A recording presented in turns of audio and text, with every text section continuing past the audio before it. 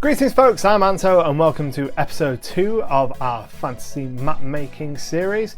In the last episode we built out our land masses, we refined our coastlines, we sorted some plate tectonics and we started building our mountain ranges. If you haven't already seen episode 1 you can check it out right here, but today we're going to be working on waterways and our forests. Before you dive in and start adding your waterways and your forests, it's a good idea to get a sense of what the climate of the region that you're mapping is. It's useful doing this now because it can be used like a height map for multiple steps in the future. Ideally, you want to work out what the climate map is for your entire world, which is what I did. I took my rough blank world map and overlaid an image of Earth's climate on top to get a sense of where the different climate regions were. This is probably the easiest way to do it and to get some quick realism into your map, but you can make a completely bespoke climate if that's something that you're interested in. It's also useful to do this with your world map because if you want a specific region to have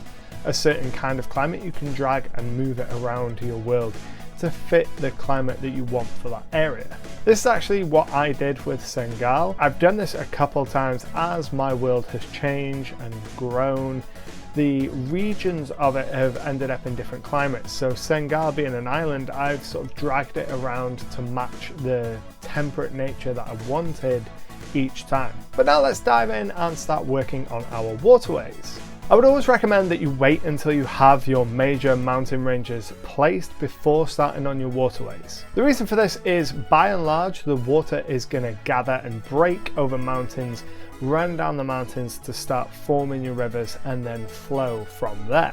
A few general things to note about rivers though. First, rivers will always flow from highest to lowest point. That's one of the reasons why we built out a height map last episode, because we can use that to plot the route of our rivers. Second, rivers will almost always join another river but not split into multiple rivers. There are exceptions to this, but by and large that is how rivers behave, and that's the best practice if you're making maps. And thirdly, rivers don't run from coast to coast. That is an entirely separate thing and it is not a river. So because rivers always run downhill, we're going to start a lot of our rivers up in the mountain ranges and only a few of them in the more lowland areas up where the elevation is raised a little bit. To make a river, just choose a starting point and then start working your way to the coast. You want to follow your height map here, working from highest to lowest point towards the coastline. Doing this will give you a more natural result and it can end up making your rivers flow in some really unexpected ways that you wouldn't have placed by hand if you weren't following a height map. And that's why we spent so much time in episode 1 building that height map, because we can use it for all sorts of things going forward, including our rivers and where we're going to place all of our different forests and more still in future episodes. The height map is really going to help add a sense of realism to this map project. And that's the key with what we're doing here. We want our map to look more realistic, but we don't want to spend so long on it making every single detail exact and ultra realistic that it gets in the way of the fun. We still want to make a good looking map, but we want to be able to do it quite quickly. So after placing my largest rivers, I went in and started adding some tributaries. I started off by adding some up in the mountains and then adding some in the various elevations just until things looked good to my eye. Even though I added probably well over 100 rivers to this map, it's still nowhere near enough for a piece of land this size. In reality, there would be probably thousands of smaller waterways all over this nation, but that's not the sort of thing that you can map. In my mind, this is a map that could have been drawn in world, and so it's only going to have the most important rivers on it. That being said, rivers are one of the most important aspects of map making. Not only do they define where other natural elements go, but when it comes time to start building out our story, rivers are great natural barriers and they form perfect borders for our different factions and nations inside our map. At this point I deleted my height map and took a look at my overall map, see where the rivers were, see if I was happy with where we were going. I went back in and started adding some mountains to some of the smaller tributaries, added sources up in the mountains for them just because they looked a little odd starting off in the nothingness of the map to my eye. So I went back in, added some more mountains. And over the course of the next few hours I went back and forth adding small rivers, big rivers, new mountains, just tweaking the map as I went along until it looked good to me. And the next step is to start placing our forests. Now where forests grow largely depends on the moisture available, and this is where our climate map is going to come in really handy. Using our climate map we can see where the hot air is coming in over the sea and onto the land, and in those areas where the air condenses and forms rain clouds, it's going to move over our mountains, break, and rain will fall. And it's where that rain falls that our rivers are going to form and where our forests are going to grow. Typically, when you have a mountain facing a coastline, one side of the mountain will have significantly more vegetation than the other, and the opposite side to the water is known as the rain shadow, and that has much less vegetation because it gets a lot less of the moisture. So to start off with, I open up my climate map and look at where the different pressure bands are going to be moving, where the hot air is, where the cold air is, to get a sense of where my coastal forests are going to be, and I started placing them in according to that climate map.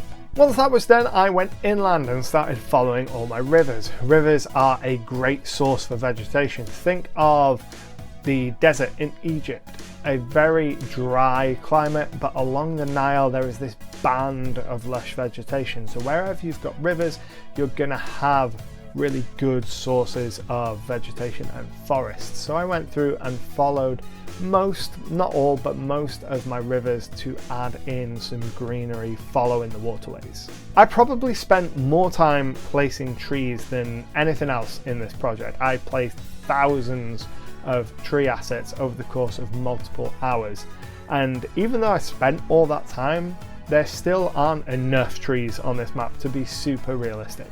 In a pre-industrial world, a country like Senegal would be almost certainly covered in trees, but that doesn't look good for our map making purposes. So what I have in mind is that the forests that are on the map are the major forests, the ones that are most significant. And even though there's blank areas on our map, that doesn't mean that there's nothing there. It's just that the forests that are there aren't as noteworthy as the existing forests on our map, these ones that are hundreds of miles in size. During the many hours of placing the thousands of trees and touching up my mountains, adding more rivers, I also tweaked with the colour palette of my map again and again until I found something that I was happy with. Like I said in the first episode, this is an organic and evolving process. You will want to go back again and again to tweak little bits here and there. You might decide that an area of the map looks quite bland, so you might put in a river.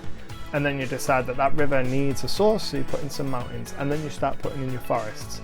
And that forest is quite close to this forest, so you join them up and have one larger forest over and over and over again until you get something that you're happy with. So with all the forests placed, that's the bulk of our naturally placed resources finished, and we can start moving on to world building, which is what we're going to be covering in the next episode.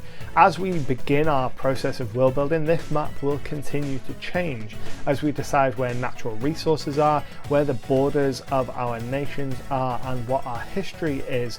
That will change almost everything about the map in small ways that you can't really plan for until you start world building. So if you're new to the channel, make sure to subscribe and hit the bell icon so you're notified when the next episode goes up. If you enjoyed this video, hit that like button because it really helps me out. It lets YouTube know that this video is worth showing to other people, and I'd really love to hear what you think about the map so far down in the comments below. But until next time, happy gaming. Thanks for watching. If you're new here and you like what you see, hit that subscribe button. I release a new RPG, tabletop and world building related content every single week.